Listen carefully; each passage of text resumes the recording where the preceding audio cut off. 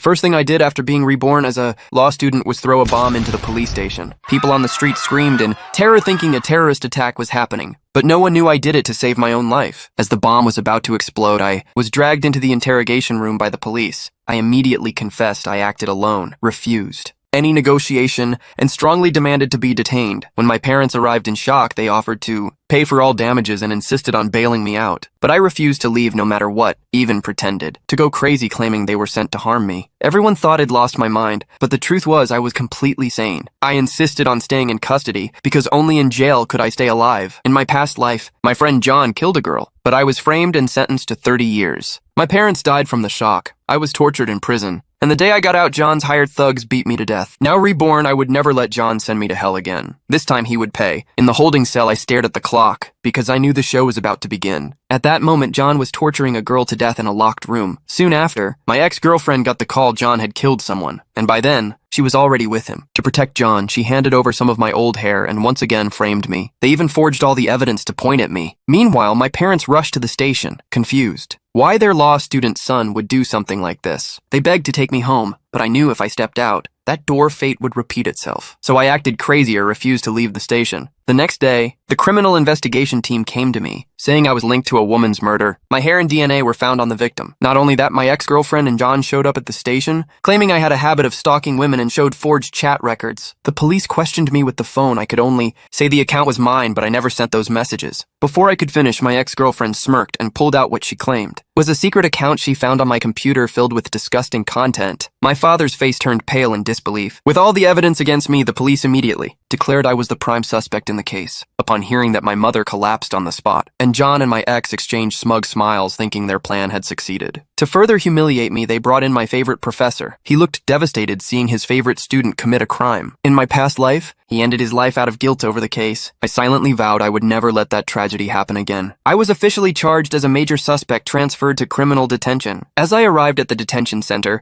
a swarm of reporters blocked the entrance. Facing their questions, John and my ex pretended to feel sorry. John leaned over and whispered in my ear. He was the one who killed the girl. He thought it'd explode with rage, but I didn't react at all. Facing the cameras, I calmly stated I had a perfect alibi. At the time of the murder, from 8 to 9 p.m., I was right there in the police station. The moment I said it, John and my ex panicked. The reporters were shocked. Because if I was telling the truth, the entire case had major flaws. My parents immediately stepped up saying I was definitely in the station that night and could not have gone to the north suburbs to kill anyone. The police pulled the surveillance footage and quickly confirmed the full holding cell video and records. During the time of the murder, I was indeed in custody. Reporters murmured in disbelief. And what I said next made my ex-girlfriend completely break down.